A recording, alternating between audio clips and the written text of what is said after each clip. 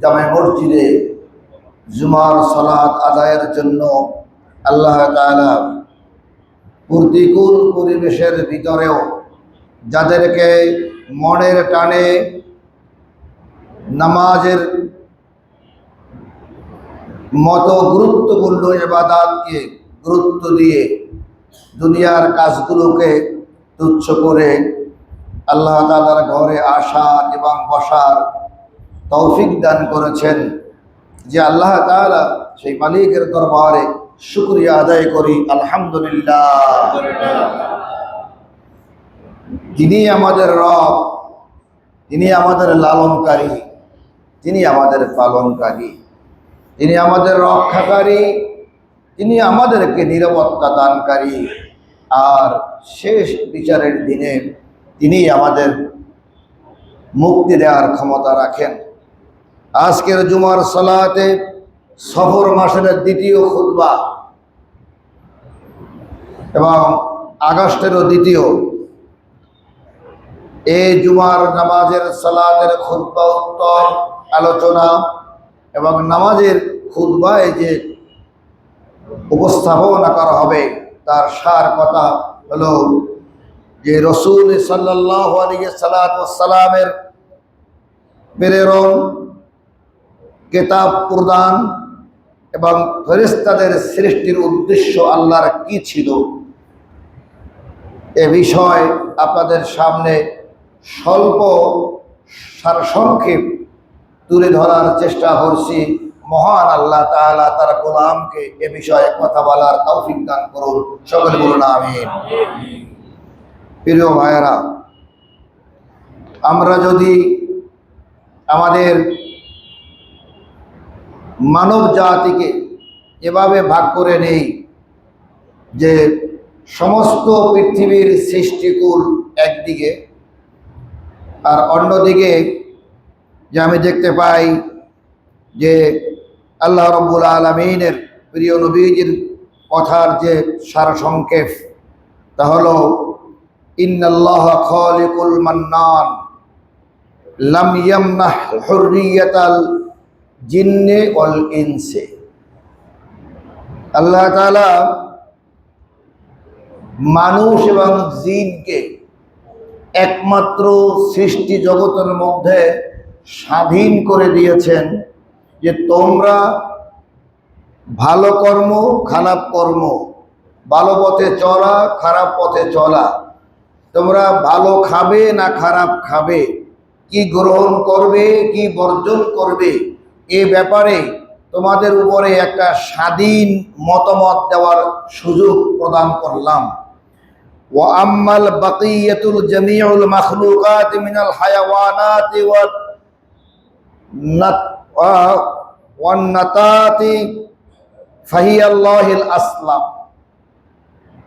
আল্লাহ বলছেন যে আমাদেরকে তো স্বাধীন করেছেন, আর আল্লাহ রসুল এই কথাকে বিশ্লেষণ করে সাহাবেদের মাধ্যমে মুস্তাহিনদের মাধ্যমে যে মেসেজটা আসছে তা হলো যে সমস্ত ওয়াম্বাল বাকিয়াতুল জামিউল মাখলুকাত, সমস্ত পৃথিবীর মাখলুককে আল্লাহ তাআলা তার বিধান মানতে বাধ্য করেছেন, যে তারা এগুলো মানতে হবে, এগুলোর বাইরে তারা চলতে পারবে না।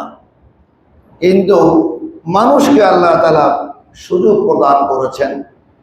এই সুযোগের কারণে আমাদের অনেকে সম্মান ও মর্যাদা প্রদান করা হয়েছে, যে তোমাদের সম্মানিত করলাম।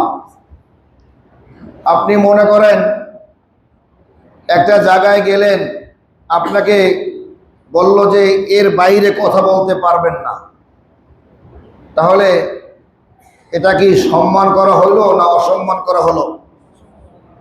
আর যদি বলে স্যার আপনি আসছেন, মন্ত্রী মহোদয় বা এলাকার বিশিষ্ট ব্যবসায়ী, আপনি আমাদেরকে আপনার মনের কথাগুলো বলেন, এতে ওনাকে সম্মান করা হয় যে উনি নিজের মতো করে কথা বলবে। উনি যদি জ্ঞানীবান হন তাহলে এলাকার কি প্রয়োজন তা নিয়েই কথা বলবে, তো ওনাকে আটকে দেওয়া হয় যে এর বাইরে বলবেন না। তো মানুষকে আল্লাহ তাআলা স্বাধীন করেছেন, একদিকে মর্যাদা বৃদ্ধি পেয়েছে, অন্যদিকে বিপদ হয়েছে। দুনিয়ার হাল হাকিকাত দেখলে মনে হয় যদি আল্লাহ তাআলা এখানে বাধ্য করে দিত তাহলে মনে হয় ভালো হতো, কিন্তু তিনি তো আল্লাহ, তিনি এটা করলে সূরা বনী ইসরাঈলে বলছেন, সূরা ইব্রাহিমের মধ্যে বলেছেন আমি ইচ্ছে করলে করতে পারতাম। যখন মুসা আলাইহিস সালাতু ওয়াস সালাম দেখলেন যে শত শত অত্যাচার, জুলুম, নির্যাতন কোনোভাবেই আল্লাহ তাআলার দেওয়া বিধানকে, তার নির্দেশিত পথে মানুষকে চালাতে পারছে না, বরং যেটাই করে এইটাই ভুল ধরে, যেটা নিয়ে যায় এটার উপরে ফেরাউনের দলবল সহ আক্রমণ করে। আবার টাকা পয়সা, অর্থ, বিত্তে, ক্ষমতায় সব তারা বেশি। আল্লাহকে বলেন, আল্লাহ তুমি আমার একটা নবী বানায়া আর ক্ষমতা দিলা, অর্থ দিলা, জনবল দিলা, সব হেগো, আর আমার দিলে একটা নবী, আমি আর এটা নিয়ে না তার হতে পারি, তুমি আমাকে একটা ব্যবস্থা করো। আল্লাহ বললেন যে শোনো, আমি যদি ইচ্ছা করি তাহলে এই সব মানুষগুলোকে তোমার পদতলে নিয়ে আসতে পারি, এটা আমার একটা ইচ্ছা না। তাহলে আমার এরকম বাজারে ফেলাইলেন কে? জানেন যে মুসা নবী আল্লাহর সঙ্গে ফেরাই কথা বলতেন, এইটা কেন, ওইটা কেন, তাই এইভাবে কেন করলেন আমাকে এরকম? বলে এটা আমার, তুমি মুসা বুঝবে না, সেই জ্ঞান তো তোমার নাই। মুসা আলাইহিস সালাম কি কোনো গায়েব জানে? জানে না। কারণ কিসাসুল আম্বিয়ার এই ছোট্ট ঘটনায় আমি বারবার মনে পড়ে যে মুসা আলাইহিস সালাম কথা বলতে বলতে বলতে বলতে পাহাড়ের দিকে যাবে, কথা বলবে অনেক কথা। সেই পাহাড়ের মাঝে সমতল জায়গায় একটা বক সেখানে খাবার অনুসন্ধান করতেছিল, কিন্তু মাঠ, চৈত্র মাসের মাঠ ফাঁকা হয়ে ফেটে গেছে, কোনো পোকা মাকড় কিছুই পায় না, পানি তো নাই। লম্বা ঠোঁট দিয়ে বারবার চেষ্টা করতেছি কিছু একটা খাওয়া যায় কিনা, ক্ষুধার্ত। তো মুসা নবীরে দেখে বক চিনতে পেরেছে, আল্লাহ তাআলা বকের জবান খুলে দিয়েছে। সে মুসা আলাইহিস সালামকে বলছে, হে আল্লাহর নবী, আপনি তো আল্লাহর সঙ্গে কথা বলতে যাইতেছেন, তো আপনি আল্লাহর সঙ্গে একটু এ বিষয়ে কথা বলে আসবেন যে আমি একটা অদম সৃষ্টি, ক্ষুদ্র সৃষ্টি, আমার খাদ্যের খুবই অভাব, আমি এই মাঠের মধ্যে পড়ে প্রতিদিন আসি, সন্ধ্যা পর্যন্ত চেষ্টা করি, সেটা যা পাই কিন্তু পেটটা ভরে না। এই মাঠে কবে পানি আসবে আমি জানি, খাবার আছে, কিন্তু ফাটার ভিতরে অনেক পোকামাকড়, কিন্তু সব আমাকে দেখলেই, আমি বক যখন আসি সব দৌড়িয়ে ফাটার মধ্যে চলে যায়, আমি তো আমার এটা দিয়ে লাভ পাই না, এখন আমি কেমনে খাই? হে নবী, আপনাকে আল্লাহকে জিজ্ঞেস করবেন এই মাঠে কবে পানি উঠবে, এটা একটু বললে, আল্লাহ যদি বলে যায় যে অমুক তারিখে আইসো, তাহলে আমি অন্য জায়গায় চেষ্টা করি, ওই তারিখে আসবে জায়গায়, এইটা তার ধারণা। বললেন মুসা নবী আল্লাহ তাআলার সঙ্গে সাক্ষাৎ করলেন, কথা হলেন, কথার ফাঁকে আল্লাহকে বলেন, আল্লাহ আর একটা ছোট্ট প্রশ্ন আছে। কি প্রশ্ন? আল্লাহ তো সব জানে না? জানে না, আল্লাহ তো সব জানে যে কোথায় কি করছে। বলো কি প্রশ্ন? যে এই যে মাঠ দিয়ে আসলাম, সেই মাঠে একটা বক আমাকে এ ধরনের প্রশ্ন করেছে, এই মাঠে পানি কবে আসবে আপনি একটু যদি বলতেন, একটা মাখলুক একেবারে নাদান, তো আমাকে এটা আমি বলে দিতাম আপনার থেকে শুনে। তা আল্লাহ বললেন যে মুসা, আমি যতটুকু আমার এলেমে তোমাকে বলে দিলাম, এটা 12 বছর, এই মাঠটার ব্যাপারে 12 বছরের মধ্যে পানি আসবে না। মুসা আলাইহিস সালাম খবরটা শুনলে, মনে করেন কোনো প্রধানমন্ত্রীর কাছে যদি মনে করেন এলাকার চেয়ারম্যান আইসা বলে যে স্যার এইটা কবে পাবো, যে তোমার এই চেয়ারম্যানের যুগ এটা পাবো না, এইটা শোনার পরে যে হাসবে না মুখটা বেজার হয়ে যাবে? কি বলেন? তার চেহারাটাই, face is index of mind, তার চোখের দিকে তাকাইলে বোঝা যাবে যে সে এটা শুনে খুশি হয় নাই। তো কারণ প্রাপ্যতা নাই, এটা ছোট হোক প্রাণী, তাকে যদি যাই একটু বলতে পারে যে এই ভালো খবর, সে বললো হ্যাঁ ঠিক আছে, খবরটা নিয়ে আসছি ভালো, এটা স্বাভাবিক প্রকৃতি। আজকে আমাদের দেশে নির্বাচিত গভর্নমেন্ট না থাকায় এই যে কাবিখা টিআরের বিভিন্ন কার্যক্রম চলছে, এলাকায় গেছিলাম, তো দেখা যায় যে যার ঠেলা বেশি সব লইয়া যায়। ইউনো সাহেব কয়েছে, আমি ইউনোর সাথে বৈঠক করলাম, বসলাম, আলোচনা হলো, বলে ডক্টর সাহেব কি করব, মানে কিছু করার নাই। তো যাই হোক, তো এখন যারা আসলে পাওয়ার তারা তো কেটে দাঁড়াই থাকে, স্যার কি আমার নামটা আছে, যদি না থাকে তা কি বলবে যে এই যুগে আর পাইতা না, আরো সামনে আগাও, দেখো কবে পাও। তো মুক্ত বাজার আর যদি নাম ঢুকাতে পারে তাহলে ওরা সব একটা হাসি দেবে যে পাইছি, তোমার নাম দিতে পারছি, ঠিক আছে লাই। তো এখন মুসা আলাহিস সালাম আসার সময় বক সামনে বসছে, কি কয় বকের কেমনি কয় এটা যে 12 বছরে, ওর হায়াত তো 12 বছর নাই, এটা বক কয় বছর আছে। মুসা নবীকে দেখে বক বলতেছে, ও নবী, আল্লাহ তাআলা আপনার সঙ্গে অনেক কথা বলেছে, সবই তো নিয়ে আসছেন, আমার ব্যাপারে মেসেজ কি, কি খবর নিয়ে আসলেন? মুসা আলাইহিস সালামের মুখটা হাসি না, বললো যে খবর বেশি ভালো না, আল্লাহ তাআলা বলছেন যে 12 বছরের আগে আর এখানে পানি আসবে না। তা বকটা তার ঘাটটা ব্যাখ্যা করে, বকের মাথা লম্ব না, এবার কাজে শুকুর আলহামদুলিল্লাহ। বক কি বললো? আলহামদুলিল্লাহ। নবী বলে, কি রে পাগল, বোঝে নাই মনে হয় কথা। আরে বেটা, এটা আলহামদুলিল্লাহ কথা বলছি, তো 12 বছরের পানি আইব না, হ্যাঁ আলহামদুলিল্লাহ। এই যে মানে দুনিয়াবি হিসাব নিকাশের দিক থেকে এটা আলহামদুলিল্লাহ বলার জন্য যে কতটা ঈমান থাকা প্রয়োজন, যে 12 বছরে পানি আসবে না, এটা বক শুনে বলছে আলহামদুলিল্লাহ, আমার আল্লাহ যখন দেয় কি করতে, আমি অন্য জায়গায় যাবো, একটু আফসোস করে নাই। লিকাইলা তাসাউ আলা মা ফাতাকুম ওয়ালা তাফরাহু বিমা আতাকুম আল্লাহু লা ইউহিব্বু কুল্লা মুখতালিন ফখুর।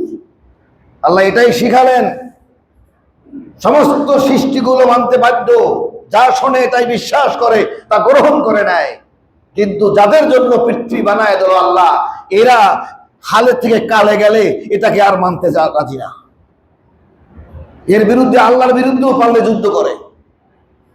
তো মুসা আলাইহিস সালাম মনে মনে ভাবলেন যে হয়তো বক, ঠিক আছে, নবী তার কাজে বের হয়ে গেলেন। মুসা আলাইহিস সালাম ওই বগের এরিয়া, ওই মাঠ পার হতে পারেনি। ইন দি মিন টাইমে পবিত্র কোরআনের যে সূরা ওয়াকিয়ার মধ্যে আয়াত, আফারাআইতুমুল মাআল্লাযী তাশরাবুন আআনতুম আনজালতুমুহু মিনাল মুজনি আম নাহনুল মুনজিলুন। আল্লাহু আকবার। আল্লাহ রাব্বুল আলামিন বলেন, ও পৃথিবীর মানুষেরা, তোমরা কি পানি নিয়ে কখনো চিন্তা করেছো যে পানি আমি আল্লাহ তাআলা সৃষ্টি করেছি, তোমাদের প্রয়োজনে যে পানি বানিয়েছি, এই পানি আনতুম আনজালতুমুহু মিনাল মুজনি, আমি আল্লাহ ক্ষমতা রাখি যখন যে জায়গায় যে মাঠে ফালাবার প্রয়োজন আমি শুধু বলি কোন, আর সব পানি একাত্র হয়ে ক্যাসেন্ড মুনজিলুন, সে এতভাবে নাজিল হয় যে মানে মাঝে মাঝে আমাদের যে বৃষ্টি চলে ঘরে বেরোতে পারি না, এরকম ধপ করে বৃষ্টি, মানে অনেকে বলে ভাই আকাশ মনে ফাঁকা হয়ে গেছে, পড়তেছে, পানি পড়ে পড়ে মাঠ ভিজে যাচ্ছে, বগ ভেসতেছে, মুসা আলাইহিস সালাম ভেসতেছে, বগ এখন কল্লা এরকম দিয়ে মুসার তাকায় কয়, কিরে কইল কি? মুসা আলাইহিস সালাম ফাঁকে তাকাই দেখে যে বগ তাকাই রয়েছে, লজ্জার ব্যাপার না?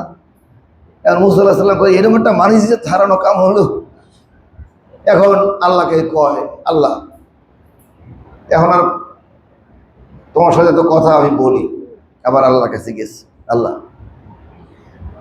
আপনার ক্ষমতা আছে আমি জানি, কিন্তু আমাকে এরকম বেসিটি করলেন কেন? আমি কি করছি আপনার? আপনি আমারে এরকম বেসিটি কেন করলেন? আপনি মানে দিবেন কইলেই হইতো, আমারে বললেন 12 বছর হবে না, আমি বলে গেলাম নবী হইয়া, আর আমি যাইয়া বলতে পারি না, আমি আপনি দেবেন, দেন, এই মাঠটা পার হয়ে চলে যেতাম, আমারে বক দেখতো না, আমিও দেখতাম না, জানতাম না, যা করছে করছে, কিন্তু আপনি আমাকে এরকম করে ওর সামনে, মুসা আমি আল্লাহ, আমি কেউ যদি আমার প্রতি নত হয়, কেউ ভালোবাসে, কেউ যদি আমাকে ওইভাবে আমার শুকরিয়া আদায় করতে পারে, তুমি দেখো নি বককে যখন তুমি বলেছিলে যে 12 বছরের মধ্যে পানি আসবে না। এটা শোনার পরে সে আফসোস করে নাই, প্রতিবাদ করে নাই, হাসি মুখে বলছে শুকরান আলহামদুলিল্লাহ। সে যখন আমাকে এভাবে শুকরিয়া আদায় করেছে, আমি আল্লাহ তাআলা 12 বছরের এই সংখ্যাটা কেটে 12 সেকেন্ড বানাই দিয়েছি। আমি আল্লাহ পারি। এ ক্ষমতা কার আছে? একমাত্র আল্লাহ, আর কেউ পারে না। মানুষ যখন চতুর্দিক থেকে বিশ্বের সবকিছু নড়ে গেল, সব ঘুরে গেল, সব ক্ষমতা হাতে, এমনকি বাইডেন সরকারটাও চলে গেল, আসলো ট্রাম্প এসে বললো, এবারে মনে করলো যে ও বাবা, এর সাথে তো আর কারোর সাথে খাতির নাই, বরঞ্চ ওই ইন্ডিয়ায় ভালো সম্পর্ক রাখবে, কারণ ট্রাম্পের আর বাইডেনের সাথে একটু ডানপন্থীদের সাথে যোগাযোগ ছিল, এই যোগাযোগও নাই। এরপরে আর্মি, বিডিআর, পুলিশ, অর্থ, এরপরে বিভিন্ন দলের লোকদের হাতে যে পরিমাণ অস্ত্র গেল, ক্ষমতা গেল, পাওয়ার গেল, অফিস আদালত, আমলা তন্ত্র, সচিবালয়, স্কুল কলেজ মাদ্রাসা মন্ত্রণালয় সব যখন এক, মানুষ মনে করেছে এই যা বলছে ওই 40 বছর মধ্যে যাবে, এরা ঠেকানোর কোনো কায়দা নেই। কিন্তু যখন সেই মানুষগুলো না শুকরিয়া করে আল্লাহ তাআলাকে ভুলে গিয়ে যখন মনে করলো যে এখন আর ঠেকায় কি, এইবার যখন উঠেই গেছি 24-এ, এখন আর এটা 40-এর ঘরে না যাই আর ঠেকবে না, কিছুই করতে পারিবে না, তখন আল্লাহ তাআলা কেটে দিলেন যে আর তুমি আগাতে। কে কেটে দিল? আল্লাহ কেটে দিলেন বলেই এই হাজার হাজার লক্ষ লক্ষ জনতা মাঠে নেমে গেল। ছোট্ট ছোট্ট মেয়েরা, বাচ্চারা নেমে গেল পুলিশের গুলির মধ্যে, গুলি এখানে ওখানে যায়, তারা ঠেক দেয়। এরা চিন্তা করা যায় এই ভিতরের সাহস। যখনই ইয়ারাউনাহুম মিসলাইহিম রাইয়াল আইন, বদরের যুদ্ধের ইতিহাস পড়ে দেখুন, যখনই এরকম করে সাহাবা আজমাইন সাহসিকতার সাথে আগায় গেলেন, প্রতিপক্ষ 3 গুণ বেশি পাওয়ার থাকার পরেও তারা হীনবল হয়ে গেল, দুর্বল হয়ে গেল, অপরাজেয় হয়ে গেল। আল্লাহ তাআলা সূরা কসসের মধ্যে বললেন, অনুরিদু আন্নামুন্না আলাল্লাযীনা ইসতুদঈফু তাইফাতাম মিনাল আরদ, অনুরিদু আন্নামুন্না আলাল্লাযীনা ইসতুদঈফু ফিল আরদি ونجعل لهم أئمة ونجعل لهم الوارثين। আল্লাহু আকবার। সূরা কসসের 5 নম্বর আয়াত। আল্লাহ তাআলা বলেন, যখন এক রাষ্ট্র ক্ষমতা প্রজাদেরকে, জনমানবকে হীনবল করে দিল, ধ্বংস করে দিল, তাদের অবস্থা যখন একেবারে মাটির সাথে মিশে গেল, মিটায় গেল, যে শেষ করে দিয়েছি, আর নাই, আমি আল্লাহ অনুরিদু আন্নামুন্না আলাল্লাযী, আমি আল্লাহ তাআলা তখন ইচ্ছা করলাম যে এখন যা পানিশমেন্ট খেয়েছে আর দরকার নাই, আমি ইচ্ছা করলাম যাদেরকে হীনবল করা হলো, কোন ঠাসা করে দিল, যাদেরকে জমিনে অনুরিদু আন্নামুন্না আলাল্লাযীনা ইসতুদঈফু ফিল আরদি, জমিনের মধ্যে ফাটাফাটা করে ফেললো, আমি আল্লাহ চাইলাম যে তাদের কি ওয়ানাজালাহুমুল ওয়ারিসিন, এই জমিনের দায়িত্ব আমি আল্লাহ তাদের হাতেই দেব, আমার আল্লাহর সিদ্ধান্ত। সুবহানাল্লাহ। আল্লাহ কি চাইলেন? তোমরা মাজলুম হয়েছো, তোমাদেরকে আমি এই দায়িত্ব দিয়ে দেব। তোমরা গুম হয়েছো, তোমরা খুন হয়েছো, জুডিশিয়াল ফাঁসির মধ্যে পড়েছো, তোমাদের লাখ লাখ লোকদেরকে তারা দেশপ্রেম ছিল, তাদেরকে হত্যা করে ফেলেছে, আমি আল্লাহ সব দেখেছি, আমি চেয়েছি তোমাদেরকে আমি দায়িত্বটা দিয়ে দেব। দায়িত্ব নেওয়ার আগে যদি আমরা সেই অত্যাচার জুলুম করি, তাহলে আল্লাহ কি সেই জায়গাটা রাখবেন? যে আল্লাহ কেটে আমাদেরকে দিয়ে দিলেন, যদি আমরা আল্লাহ তাআলার সেই বিষয়টাকে আল্লাহর শুকরিয়া মনে না করি, এটা আল্লাহ করে নাই, আমি করছি, তাহলে আমি আরো করবো যে আমি যা পারি করি। আর যদি ভিতরে থাকে মহান আল্লাহ আমাদেরকে দিয়েছেন, তখন প্রত্যেকটি মানুষই এটাই হবে। তাই বলেছেন যে মানুষকে আমি স্বাধীন করে দিয়েছিলাম, সে যা কিছু করতে পারে, কিন্তু এটা একদিকে মর্যাদা আর একদিকে বড় বিপদের। সে ভুলে গেল আল্লাহ তাআলাকে। আল্লাহ ডাক দিয়ে বললেন সূরা কুহুরাত, ইয়া আইয়ুহাল ইনসানু মা গাররাকা বিরাব্বিকাল কারীম। হে মানুষ, কিসে তোমাকে তোমার মহিমান্বিত রবের ব্যাপারে তোমাকে গাফিল করে দিয়েছে, অন্ধ করে ফেলে দিয়েছে? তুমি কেন তাকে ভুলে গিয়েছো? কেন শুকরিয়া করো না? তোমার ব্যবসা নিয়ে, তোমার স্ত্রী নিয়ে, তোমার সন্তান নিয়ে, তোমার রাজনৈতিক পরিচয় নিয়ে, তোমার এনভায়রনমেন্ট নিয়ে তুমি শুকরিয়া করো আমার, শুধু আমার, শুধু আমার। আমি 12 বছরের যে ইতিহাস বা বক খাবার পাবে না, কিন্তু আমি 12 সেকেন্ডের মধ্যে সেই ব্যবস্থা যে করে দিয়েছি, আমি তোমাদের জন্য সেই বিশাল ক্ষমতাধরকে নামিয়ে দিয়ে তোমাদেরকে সুযোগ করে দিয়েছি। এ কারণেই তোমরা তোমার রবকে ডাকবে, তোমার রবের বিধানকে চাইবে। খুতবার বিষয়বস্তু ছিল নবীদের কেন প্রেরণ করলেন, কেন কিতাব নাজিল হলো, আর ফেরেশতাদের পাঠানোর উদ্দেশ্য। প্রিয় ভাইয়ারা, নবীদের পাঠালেন যে এই যে মানুষগুলো যারা এই পৃথিবীর বুকে আল্লাহ তাআলার বিষয় অবগত হয়েও আবার ভুলে যায়, এটা যুগ যুগ ভুলে যাবে, তাই একের পর এক নবী প্রেরণ করতে লাগলেন। তাদেরকে পথ দেখাবে, ইখরুজুহুম মিনাজ যুলুমাতি ইলান নূর, তাদেরকে অন্ধকার থেকে আলোর পথে নিয়ে যাবে। তারা নারীর সতীত্ব রক্ষা করবে, তারা কন্যা সন্তানকে মাটির মধ্যে জীবন্ত করে দেবে না। তারা কারো সম্পদকে বলেছে ইসলাম হোক অনিসলামিক হোক, অথবা মুসলিম অমুসলিম, সবার সম্পদ তোমাদের কাছে নিরাপদ থাকবে। এই বাণী তোমাদেরকে নবীরা শোনাবে, আর নবীদের পথে চলবে, নবীর কথা মানবে। মক্কায় যখন কথা বলতে গেল, কথা বলতেই দিল না, কথা বলতেই দিল না, বলতেই পারলো না।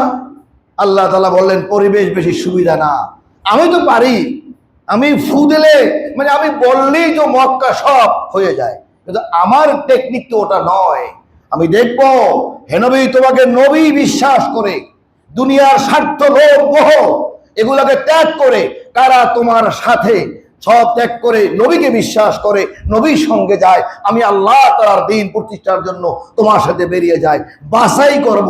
আমি এলাকা যদি সব বানায় দিই, সকালবেলা উঠে দেখে সবাই বলে ইয়া মুহাম্মদ, আমরা এখন মুসলমান হয়ে গেছি, নামাজ পড়বো, এতে জান্নাত দেয়া না দেয়ার কোনো গুরুত্ব থাকে না। সব তো আল্লাহ ফুদিয়ে বানায় দিলেন মুসলমান, তাহলে কে আসলো আর কে আসলো না? আল্লাহ স্বাধীন এজন্য করলেন যে এবার তুমি চলো। তো চললো, মক্কায় চলে গেলেন। মক্কায় যে মুসলমানদেরকে বললেন তোমাদের কাছে তো আমি সবচেয়ে সুন্দর বিষয় প্রদান করেছি, তা হলো কিতাব, কোরআন। আগের যুগে যুগে যে আল্লাহ তাআলার কিতাব নাজিল করেছি, আমা উনজিল ইলাইকা মা উনজিলা মিন ক্বাবলিকা ওয়া বিল আখিরাতি হুম ইউকিনুন, আগে তোমাদের প্রতি কিতাব নাজিল করা হয়েছিল, এখন তোমাদের কাছে কিতাব নাজিল করেছি। এই কিতাব তোমাদের হবে সংবিধান, আর নবী হবে তোমাদের পরামর্শদাতা, পথ দেখাবেন, কেমনে সংবিধান মানবে তা দেখায় দেবেন।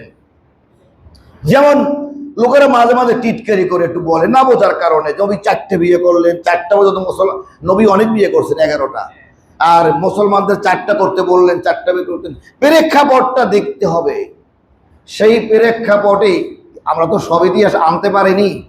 হযরতে আবু বকর, হযরতে আলী রাদিয়াল্লাহু তাআলা আনহু, অন্য সাহাবা, প্রত্যেকের বিবাহ কত ছিল জানেন? প্রত্যেকের অসংখ্য বিবাহ ছিল। সেই যুগে ছিল বিবাহের এই নিয়মই, এটা কোনো দোষের ছিল না। আপনি জানেন দাউদ আলাইহিস সালামের সময় বিবাহের সংখ্যা ছিল অগণিত, তার তো 99টা স্ত্রী ছিল। এরকম মানুষ যা করতেই থাকতো। রসুলের যুগে আসতে আসতে এরকম করে অসংখ্য স্ত্রী যে যেখানে পারে করে, ইত্যাদি ইত্যাদি করতে করতে প্রিয় নবীজি যখন বিবাহ করলেন প্রথম, তখন কি ইসলাম মেনে বিবাহ করছেন? তখন কি ইসলাম তার কাছে আসছে? তখন তার কাছে কোরআন নাজিল হয়েছে? তখন কলেমা মোহরানার সিস্টেম কি হইল? তখন যা এলাকার যে নিয়ম ছিল সেই এলাকার নিয়মেই সে বিবাহ করেছে। সন্তানাদি হয়েছে। এরপর 40 বছর বয়সে যে তার কাছে কোরআন নাজিল হয়েছে। এরপরে মক্কায় না মদিনায় যাওয়ার পরে এই মহারানার নির্ধারণ বিবাহ হয়েছে যে এতটুকু হিন্না নেহলা। প্রিয় ভাইয়েরা, তাহলে সেই নবী যখন মদিনায় চলে গেলেন, যে মসজিদে যখন নবাবিতে বসলেন আর বললেন পৃথিবীর মানুষগুলো, হে আমার সাথীরা আসো, যারা দাওয়াত দিয়ে আসছে মুসলমান তারা মসজিদে সব হাজির হতো নবীর কাছে শুনতে। বলছে এই হলো মসজিদ, এই মসজিদে এখন থেকে তোমরা কথা বলবে আল্লাহ তাআলার প্রেরিত কোরআন যে জন্য নাজিল করেছি আর নবীকে যে জন্য প্রেরণ করেছি, লিইয়ুযহিরাহু আলাদ দীনি কুল্লিহি। এই সমাজে আবু জাহেলের, বনি খাস, বনি বকর, বনি নাজির, এরকম অনেক গোত্র, ইহুদি গোত্র, খ্রিস্টান গোত্র, মুসলিম গোত্র, মুসলিম না মানে কাফেরদের গোত্র অনেকগুলো থাকবে। তারা একটা শাসন ভার নিয়ে আসবে, আমাদেরটা ভালো, আমাদেরটা ভালো, আমাদেরটা ভালো। হে নবী, আপনি বলে দেন যে আল্লাহ তাআলা বলে দিয়েছেন যে সবচাইতে ভালো হলো আল্লাহটা। এই কাজটা মসজিদে বসে শুরু করবে, জুমার নামাজে বলবে, আর কিতাব তোমাদের সংবিধান বানাবে। আর ফেরেশতাদেরকে বলে দিল তোমাদের দায়িত্ব হলো এই কথা যারা যারা শুনলো তা সব লিখে রাখো। মা ইয়ালফিযু মিন কাওলিন ইল্লা লাদাইহি রাকীবুন আতীদ। যা বলবে এবং তারা যা করবে, কিরামান কাতিবিনা ইয়ালামুনা মা তাফআলুন। আমি সম্মানিত লেখকদ্বয়কে রেখে দিলাম, তোমরা এই উপস্থিত লোকদের ব্যাপারগুলা সব পর্যবেক্ষণ করো।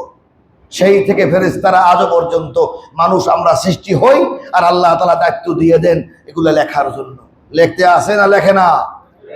প্রিয় ভাইরা, সেই আল্লাহ তাআলার সেই নবী পারাবার উদ্দেশ্য ছিল সমাজের বৈষম্য দূর করবে, কোনো অমুসলিমকেও ছোট করে দেখবে না, কোনো মানুষের অর্থকে হারাম ভাবে হালাল করে নিবে না, জোর করে নিবে না, মানুষকে গালি দিবে না, বাপ মা তুলে গালি দিবে না। অনেক কথাগুলো, এই কথাগুলো বললো সব মসজিদে বলো, কারণ আমি নবী প্রেরণ করেছি সমাজ সংশোধনের জন্য, সমাজ সংস্কারের জন্য, আর কিতাব দিয়েছি কোন ভাবে করবে এটার জন্য, আর ফেরেশতারা লিখে রাখবে এই কাজগুলো মসজিদে করবে, কারণ এই কাজটা আমি আল্লাহ। কার কাজ? এই কাজে নবীরা নাই, যুগে যুগে মানুষ যারাই করবে, যারাই যুগে যুগে এই কাজ করবে যে আল্লাহ তাআলার কোরআন হবে সংবিধান, নবী হবে আমাদের রোল মডেল, তিনি আমাদের নেতা, আর ফেরেশতারা আমাদের সাক্ষ্য, তার ভয়তে আমরা থাকবো, সব সময় তিনি রক্ষণাবেক্ষণ করে। কেউ নাই, আমার কাছে ফেরেশতা আছে, অতএব আমি এই কাজটা করব না। এই ভয় মানুষের মধ্যে, এই উপলব্ধি, এই ফিলিং যখন আসবে তখন মানুষ মানুষকে ভালোবাসবে। একদিকে টান থাকবে পরকালে জান্নাতের আশা, আর একদিকে সমাজে প্রশংসায় ভাসবে যে কতই না সুন্দর, ভালো কাজ করলে কি না তার প্রশংসা করে। এই পৃথিবীর ইহুদি নাসারা খ্রিস্টান অথবা মুসলিম যেই ভালো কাজ করবে তার জন্যই মানুষ প্রশংসা করে, আর খারাপ হলেই তো তাদের বিরুদ্ধে মানুষ কথা বলে। খারাপ কাজ করবেন আর মানুষ তুলে ধরলে তাদেরকে কথা বলতে দেওয়া হবে না, এটা তো বিষয় নয়। প্রিয় ভাইয়েরা, এই নেটিজেনদের বা এটা আমরা ন্যারেটিভদের বিষয়গুলোকে টেনে এনে আমরা দুর্দশা সৃষ্টি করছি। আমাদের কোরআন এটা সাক্ষ্য দেয় না। আমাদের অনেক দুঃখ গিয়েছে, আপনারা ভুলে গেলে চলবে না। আমাদের ব্রিটিশরা আমাদের প্রত্যেক মুসলমানদেরকে ধরে ধরে, যারা কথা বলতো তাদেরকে ধরে ধরে গাছে গাছে টানিয়ে টানিয়ে, কোনো বিচার নাই, এমনি ধরে ফাঁসি দিয়ে ঝুলাই রাখত। 7,000 হাফেজদেরকে একদিনে গাছের মধ্যে ঝুলাই দিয়েছে। সেই বালাকোট থেকে আরম্ভ করে দিল্লি পর্যন্ত হাজার হাজার আলেমদেরকে ঝুলাই দিয়েছে। আলেমরা খালি বিরুদ্ধে শব্দ নীরব। আর ভাই নীরব তো এই জন্য, তাদের কাছে যে বাইবেল আছে, তাদের কাছে যে তাদের কাছে যে ভেদ আছে, তাদের যে রামায়ণ আছে, এই রামায়ণে শুধুমাত্র দেবতার কথা বলে, ভগবানের কথা বলে, ঈশ্বরের কথা বলে, কিন্তু মানব সভ্যতার পরিবর্তনের, অন্যায় জুলুমের বিরুদ্ধে দাঁড়াতে হবে, এর একটি বাক্য সেখানে নাই। তাই তারা বলে যে দেশ চালায় চালাক, আমাদের দরকার নাই। আমাদের ধর্ম পালন করবো, এটাই ভালো। কিন্তু যে কোরআন আমরা পেয়েছি, সেই কোরআনে শুধু নামাজ পড়ো, রোজা রাখো আর যাকাত দাও এই কথা বলেছে না। ওয়াসারিকু ওয়াসারিকাতু ফাকতু আইদিয়াহুমা, চোর পুরুষ হোক আর নারী হোক, চুরি করলে তার হাত কেটে দাও, অন্যায়কারীকে আটকায় দাও। তা'মুরুনা বিল মারুফ ওয়া তানহাউনা আনিল মুনকার, অন্যায়কারীকে বাধা প্রদান করতে হবে। আর এই বাধা দিতে গিয়ে যারা নিহত হবে তাদেরকে আল্লাহ তাআলা শহীদ বলে দিয়েছেন।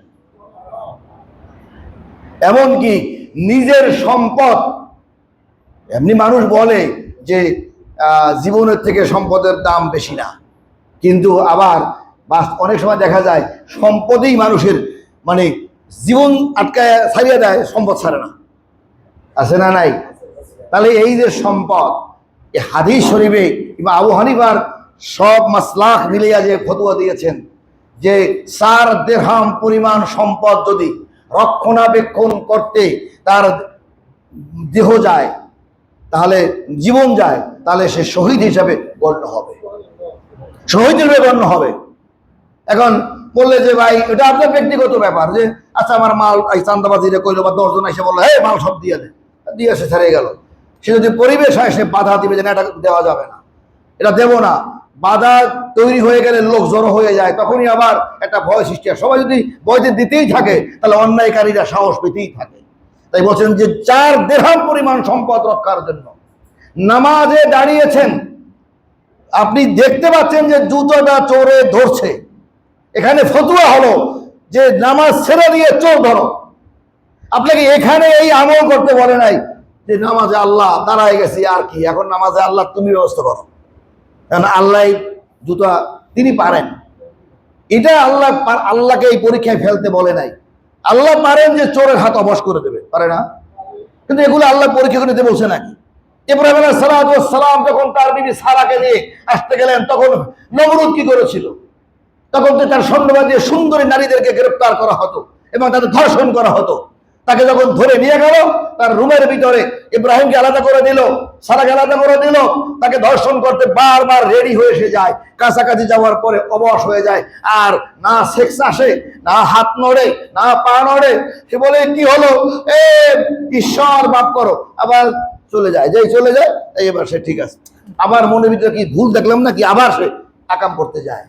আল্লাহ তো পারে, আল্লাহ সবসময় এটা দেখান না। বলছে তোমাকে দায়িত্ব যেটা, জুতা চুরি হচ্ছে দেখলে নামাজ ছেড়ে দিয়ে জুতা আটকাও, কারণ 4 দিরহাম পরিমাণ সম্পদ যদি ক্ষতিগ্রস্ত হয় তোমার সম্পদ উদ্ধার করবে।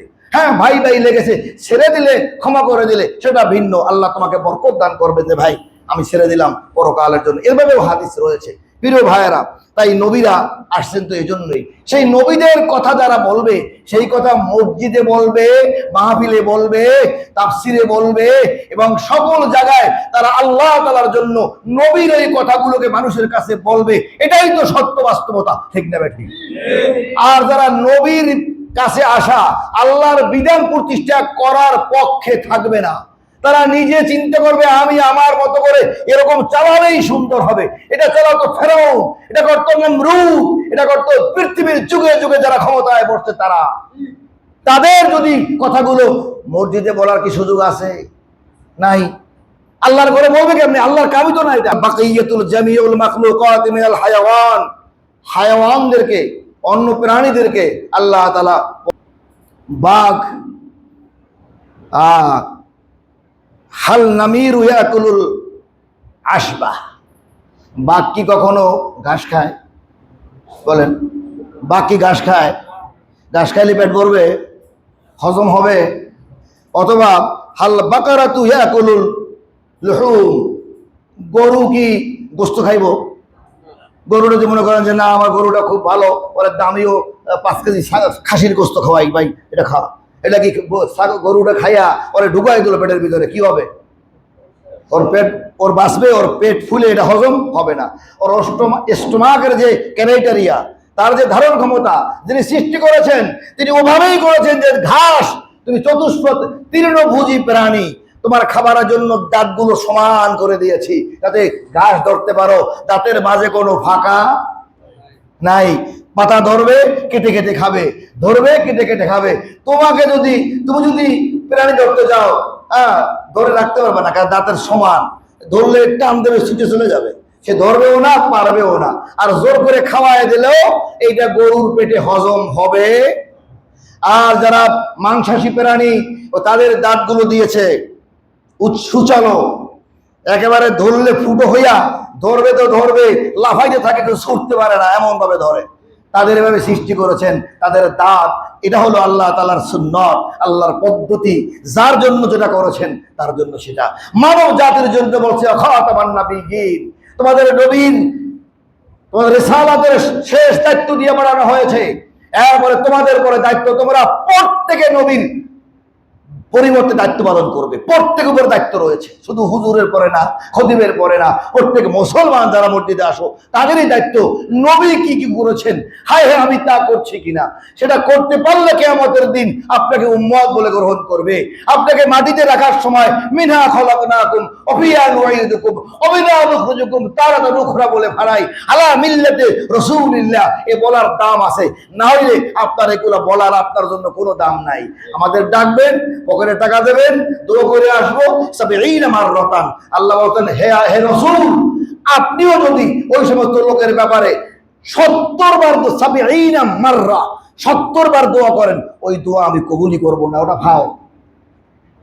তাই আলেমদেরকে, খতিবদেরকে, ইমামদেরকে আল্লাহ তাআলার দ্বীন বিজয়ের জন্য, ইসলামী শাসনের জন্য, ইসলামের হুকুমত কায়েমের জন্য, প্রতিটি মানুষ যেন সুখে থাকে, ন্যায় প্রতিষ্ঠার জন্য আজকে সে পথে আগাতে হবে। মানুষের দিকে মানুষকে ডাকতে হবে। আজ 5ই আগস্ট যা গেল আর যা পেলাম, জুলাই সনদ হইল, কি হইল? মানুষের আশা, হতাশা, দুরাশা, নিরাশা, প্রত্যাশা, কি পাইল পাইল না আপনারা সবাই জানেন। কিন্তু আসলে এগুলোর কাগজ কলমের কোনো দাম নাই। আমাদের দাম হলো আসলে আমরা কতটা শান্তিতে থাকতে পারছি, এটারই দাম। একটা মানুষ কিভাবে নিরাপদে ফুটপথে নীরবে থাকতে পারবে, এটার মর্যাদা। একজন নারী, সে চলে যাবে, হ্যাঁ সে হতে পারে পোস্টকর্ডের পতিতা, তাই পতিতা বলেই তাকে রাস্তায় পিটিয়ে মারা যাবে না। তাকে তার কর্মক্ষম ব্যবস্থা করা, কি করা যায়, তার জন্য কি পরামর্শ রয়েছে, এটাই হলো ইসলাম। হ্যাঁ, একজন চাঁদাবাজি করছে, তাই চাঁদাবাজি পেলে তাই পিটাইয়া, পাথর দিয়ে, ইট দিয়া তাকে মারা যাবে না। তাকে বুঝাতে হবে, তাকে ধরে আনতে হবে, আইনের মাধ্যমে এনে একটা পরিবেশ সৃষ্টি করতে হবে। কিন্তু এই জিনিসগুলো নাই, শুধু আবেগ, শুধু মানে নিজের গরিমা অহংকার প্রকাশ করা। গাজীপুরে যা কাল ঘটেছে তাকে সহ্য করার মতো, তাকে সহ্য করার মতো। এজন্য কি আমরা এদেশে এরকম যুদ্ধ করলাম? তাহলে আমাদের ভুলে গেছি আমরা ব্রিটিশরা যা করলো। এরপরে 47-এর কত কিছু ইতিহাস পড়বেন, দীর্ঘদিন 47 কেউ বলেই না। 47 ভুলে দেওয়ার মানেই হলো আমাদেরকে অন্যদিকে নিয়ে যাওয়া হচ্ছে। 47-এর কারণে আজ বাংলাদেশ। 47 না হলে বাংলাদেশই হতো না। 47 এরা পায় নাই, কাশ্মীর পায় নাই, 47 ত্রিপুরা পায় নাই, আজ এখনো তারা বের হতে পারে নাই। 47 ভাগ্য বলো আমরা পেয়েছিলাম। 1905 সালে বঙ্গরোধ করলো রবীন্দ্রনাথ ঠাকুর, যেভাবে অনশন করে বঙ্গরোধ দিল, এই সব তো আমাদেরই থাকতো, আমরাই তো পরিচালনা করতাম। সেই ঠাকুরকে সম্মান করা হয়, আর আমরা ভুলে গেছি মুসলমানদেরকে। 47 আমাদের 47, 71, 24 সব সূত্রে গাথা। কিন্তু এগুলো কাগজে লিখলে লাভ নাই। শান্তি যদি না থাকে, মানুষকে ভালোবাসতেই যদি না পারি, তাহলে আল্লাহ তাআলার শেষ কত আজকের জন্য বলে ওয়ালাহুম আয়ুনুল্লাহ ইয়াবসিরুনা বিহা ওয়ালাহুম আযানুল্লাহ ইয়াসমাউনা বিহা উলাইকা কাল আনআম বাল হুম আযাল। তারা পশুর থেকে অনেক নিকৃষ্ট, যারা আল্লাহর এই কথাগুলো শুনিয়াও শুনে না, বুঝিয়াও বোঝে না, তারা শুনতে চায় না। তাদেরকে আল্লাহ বলছেন তারা পশুর থেকে খারাপ। সূরা আরাফের 179 নম্বর আয়াত পড়ে দেখুন আল্লাহ কি কমেন্টস করেছেন, মন্তব্য দিয়েছেন। ইন্নাল ইনসানা লিরাব্বিহি লাকানুত। তোমরা একেবারে অকৃতজ্ঞ হয়ে গেলে। প্রাণপ্রিয় ভাইয়েরা, আসুন আমরা দ্বন্দ্ব, বিগ্রহ, শুধুমাত্র ক্ষমতার লোভে একজন আপনকে আর একজন পর করে ফেলতেছি। শুধুমাত্র ক্ষমতার লোভে একজনের সমালোচনা করতেছি। কি হুজুরেরা, মাঝে মাঝে অনেক বড় বড় হুজুর বের হচ্ছে, তারা এখন অনেক কথা বলছে। আল্লাহ তাআলা আল্লাহর ভয়তে আমাদেরকে, একটা দেশকে, একটি সমাজকে, একটি পরিবারের মানুষদেরকে সব হিংসা বিদ্বেষ বলে আসলে আল্লাহর জন্য কি করা যায় এই পথে আগানো দরকার। কারণ মুসলিম, আমি খুবই ধন্যবাদ জানাই তারেক জিয়া, যেদিন লাইনে বাস থেকে নামলো, হাইটে উঠলো, কে পাবলিকের মতো নামলো, একটা ছবি দিল, ঠিক আছে, এতটুকুন কাজকেও সারা পৃথিবীতে তাকে ধন্যবাদ জানাইছে কি জানায় নাই? যে সে হাইটা পাবলিক বাসে উঠছে, আবার দাঁড়ায় রয়েছে, আবার দাঁড়িয়ে নামছে। এতটুকুন ভালো কাজের ইচ্ছে করে করুক যে আমি আজকে এটা দিয়ে দিয়ে দেবো, কি বলে, কি বললো, সারা পৃথিবী বললো you are a good man. তাহলে ভালো কাজের সম্মান আছে না নাই? তাহলে আপনারা কেন ভালো কাজ করতে পারেন না? কেন আপনারা একটি জাতি গোষ্ঠীকে ধ্বংস করে পথে লেগেছেন? সবাই ভালো কাজ, অন্যার বিরুদ্ধে লাগেন, অন্যার বিরুদ্ধে আগান, আল্লাহ তাআলা নিশ্চয়ই দেশে শান্তি দিবে। বারাকাল্লাহু লানা ওয়া লাকুম ফিল কুরআনিল আযীম। আসসালামু আলাইকুম ওয়া রাহমাতুল্লাহি ওয়া বারাকাতুহু।